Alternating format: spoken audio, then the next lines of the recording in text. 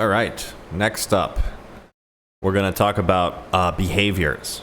So more explicitly, we're going to be talking about largely steering behaviors. So I think behaviors is quite a deep subject, and we're not going to be talking like actuation of individual limbs and things like that. We're assuming you have an animated character. There's a lot of depth in that subject alone, but let's talk about steering behaviors. So Greg Reynolds put out a document. A lot of this will be coming from there. You want to give a character behavior without giving it too much code, right? A lot of these things are happening in real time. Maybe you have a lot of them being run all the time. So the answer are just some simple equations that involve the character movement.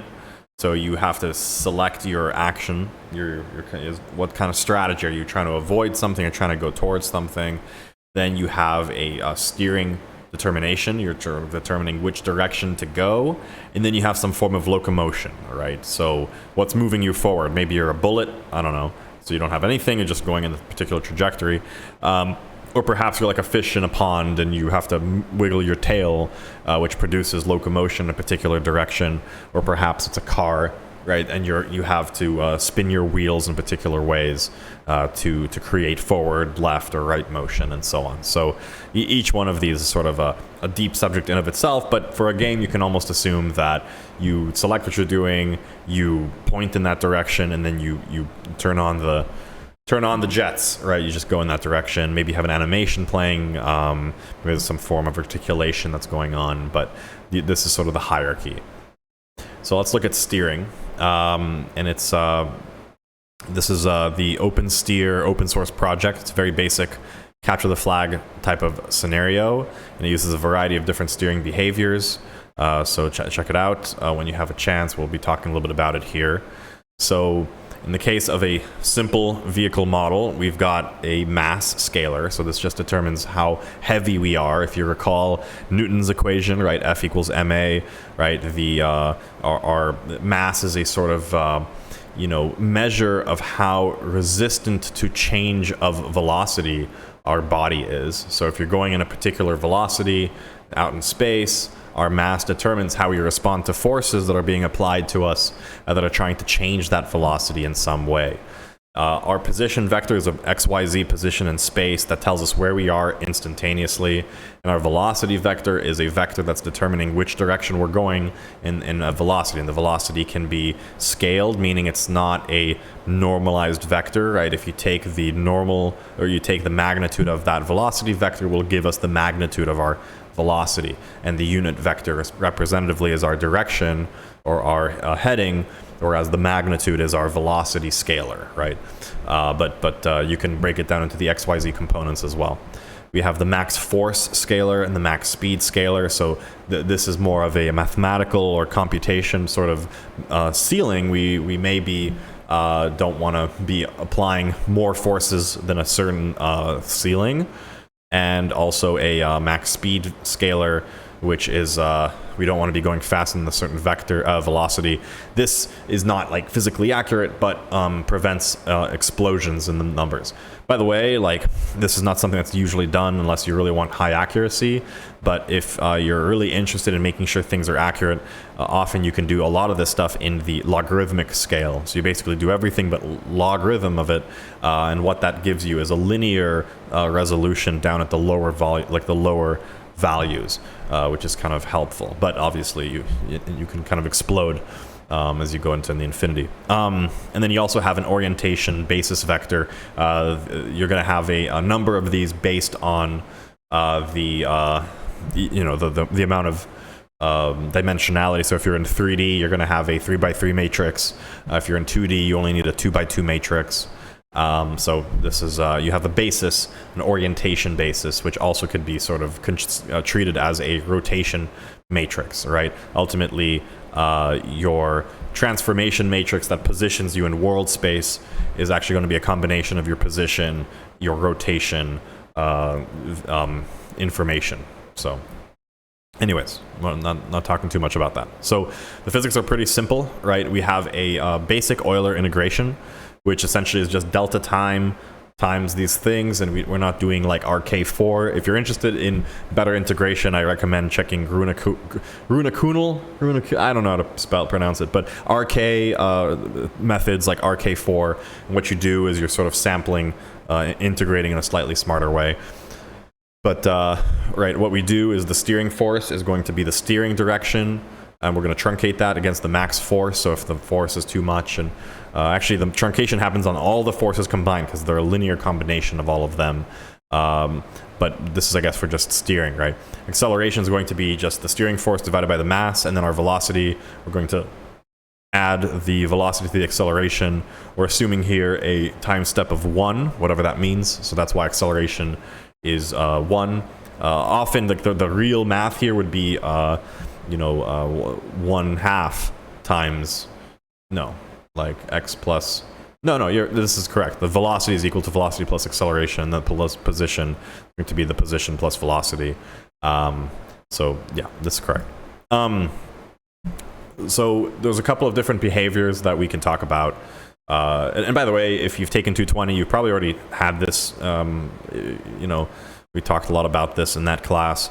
But essentially, our desired velocity is going to be kind of where we are to where we're going, where we want to go, and that's a desired direction times the maximum speed. That's a desired velocity, and so our steering is going to basically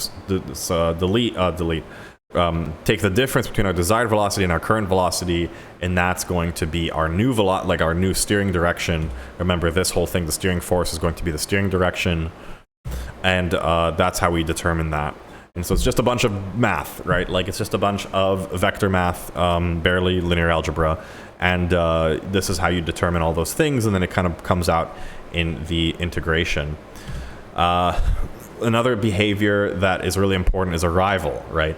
So you're driving home and you go home, you don't just keep going the same velocity as you pull into your driveway, right? Objects have momentum, and you try to compensate for that in some way. So when you get closer to an object, you want to slow down.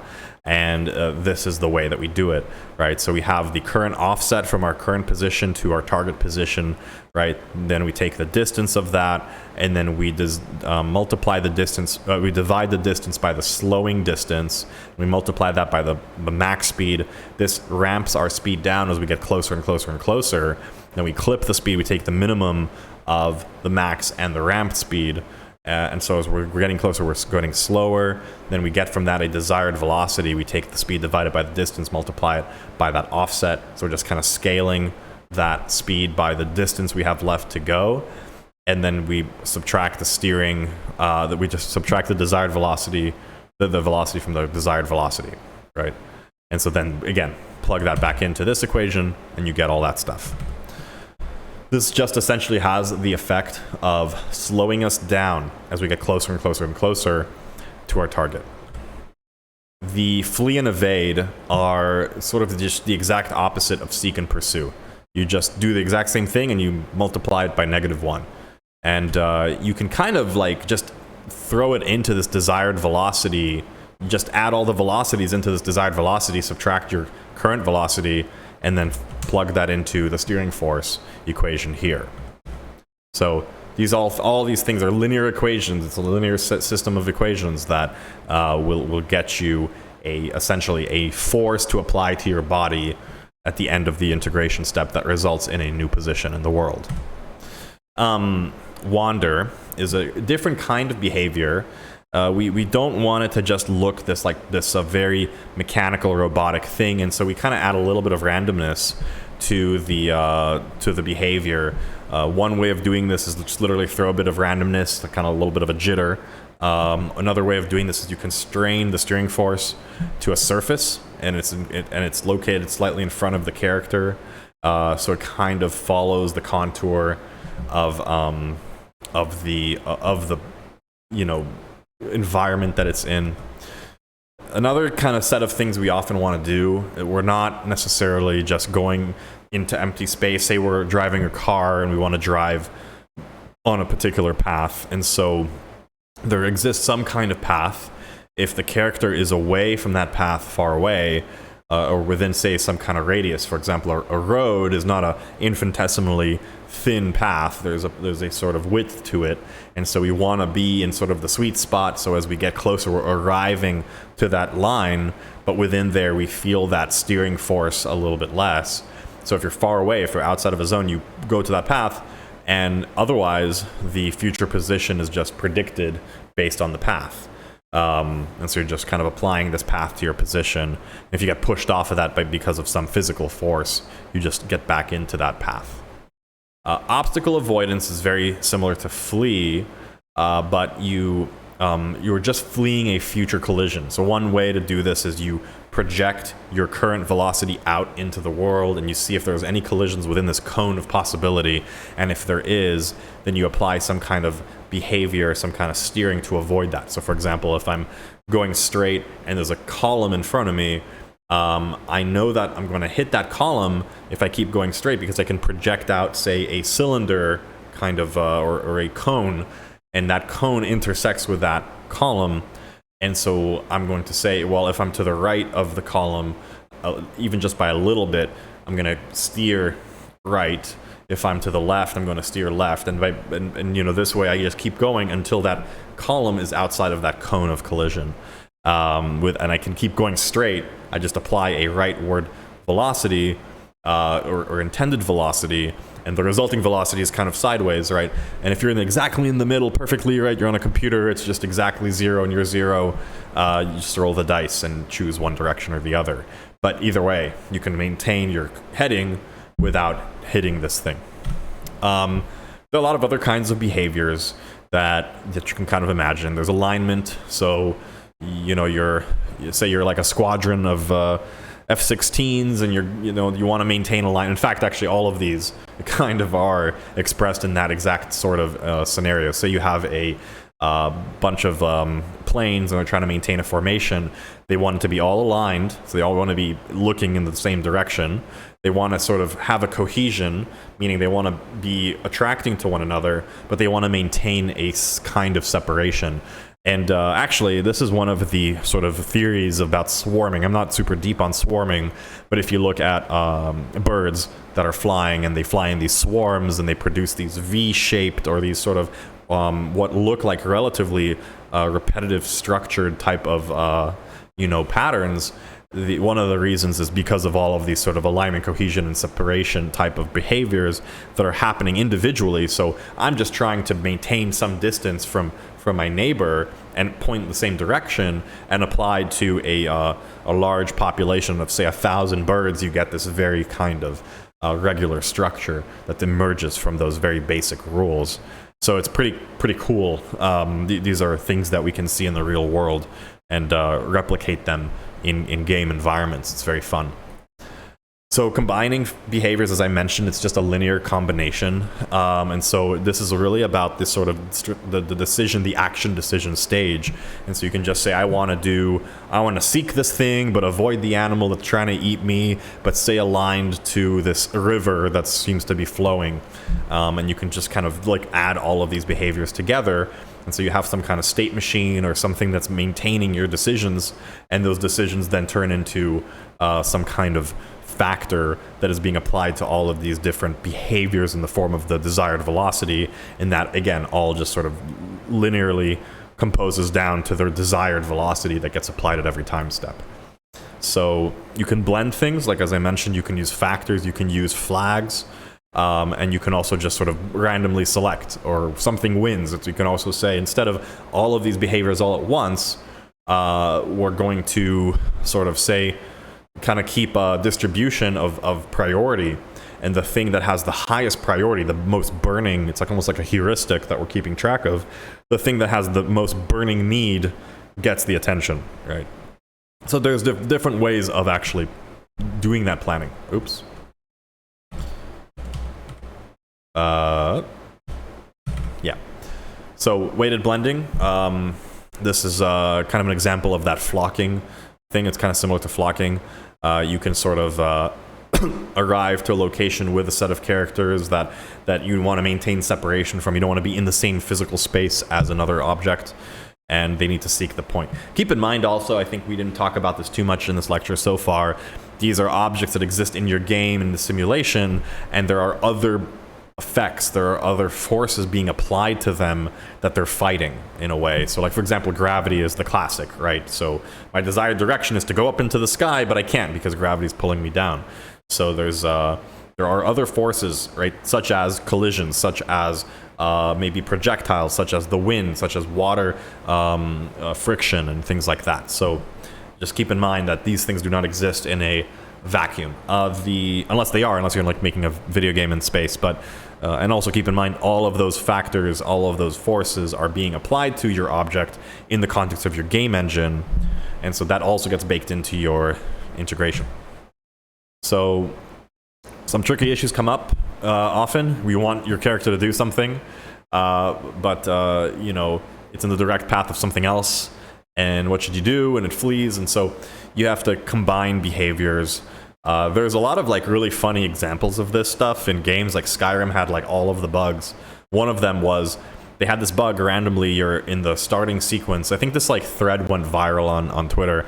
You were in the starting sequence in the cart, and they had this bug for a long time. Once in a while, you'd be in the cart in the starting sequence, and the cart would just fly up into the air, just like explode, and there was like this really big bug because the cart was path following a path, but it was a physical object in the world, and they had this physics engine, and they couldn't figure out what was causing this blow up.